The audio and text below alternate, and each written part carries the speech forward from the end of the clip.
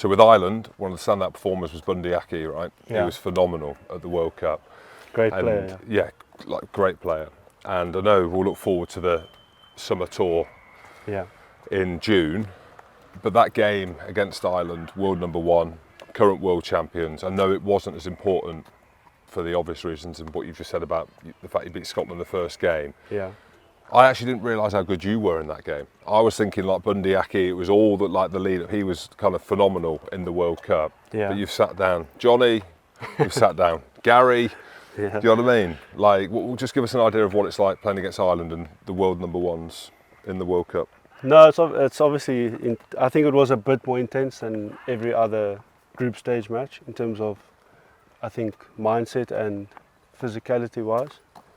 But Ireland I think they're incredible. I think they're very well coached.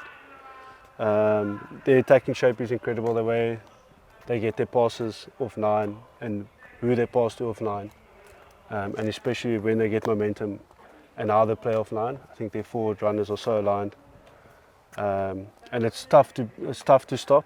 Even with us at the Springboks, when we are making dominant hits, it still felt like in that test match that they were just getting quick balls and they were always on the front foot, even though it felt like we were being more dominant the whole time. But I think Ireland's biggest threat is their breakdown. I think they are so good at the breakdown that no matter if they are getting dominated in contact, they still manage to get the ball out quick enough.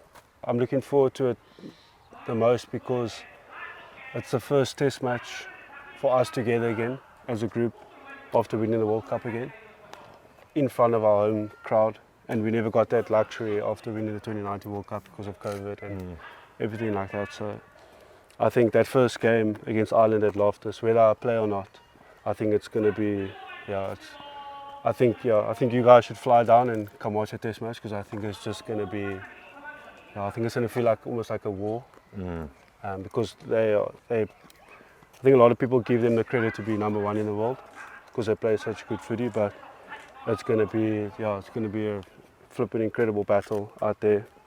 100%. Do you think Ireland are your bogey team though? Do you feel like there's this thing in the back of the minds that they're the team to beat, especially at home? Let's build up the importance of that win. Yes, I know it's the 4-year cycle. Yeah. But it feels like Ireland maybe or they feel that they have your number. In the World Cup, like could have went either way. You know, there was a couple of opportunities. And obviously that test match in Dublin in 2022 was also a tough loss.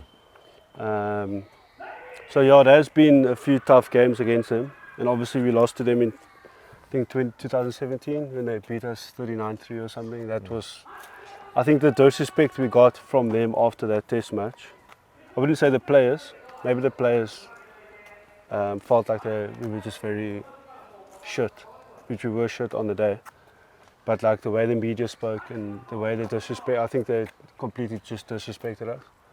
So I think for us as a group and us as Springboks, it's just getting that respect back. We're not for their respect, but for our own respect. I think, we don't need to. We really want to beat Ireland, and like I said, it's going to be an incredible test match. And what did you notice about Ireland being at Munster? Was there anything that you picked up? And I try and say this with all due respect, like I've won fuck all with Scotland, but it's just it's just interesting because you're in a high performing team like Munster, but more the environment of Ireland, and it's the quarterfinal hoodoo that they speak about. Yeah. Like, was there any kind of psychological differences that you picked up being in that environment than being in the world champion environment? Is it the emotional driver? I think we get the emotional driver. It's hard to say because I think Andy Farrell is English, so I don't know if he knows much about Ireland and their history and what has happened in the past and things like that. And Rassie, because Rassie is South African and he loves South Africa so much, he's played for the Springboks, it means so much to him. He knows how to make us tick as South Africans, and he knows how to make South Africa tick. So I don't know if they have an emotional drive. The Irish don't strike me as people that are emotional. I think South Africans are very emotional. I think because of a lot of us have tough past, and I'm not saying the Irish guys don't have tough past, but there's a lot of us that came up from absolutely nothing, and a lot of us appreciate that so much, and appreciate what we have now. But there will always be that emotional drive that like pushes us over the line or gets us going, just because we always think back of what we didn't have and what we have now.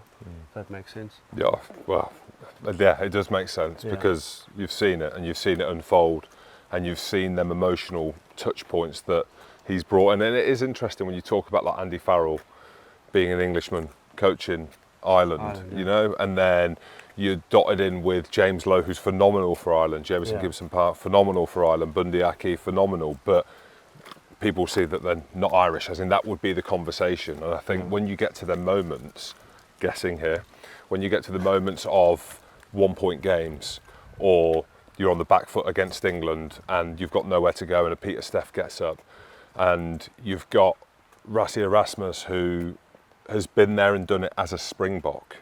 Do you know what I mean? Like that's when you look at it, like some people might forget that he played for South Africa back in the day where it was arguably tougher. Yeah, he always reminds us, like Rassie reminds us of, I think it was Stephen Larkin that kicked the drop kick to beat South Africa in the quarterfinal. And Rassie's the one that missed the charge down.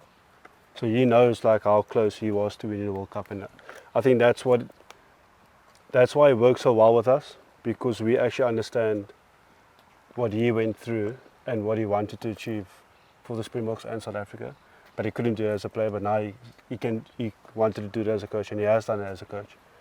But for me, he won't stop now.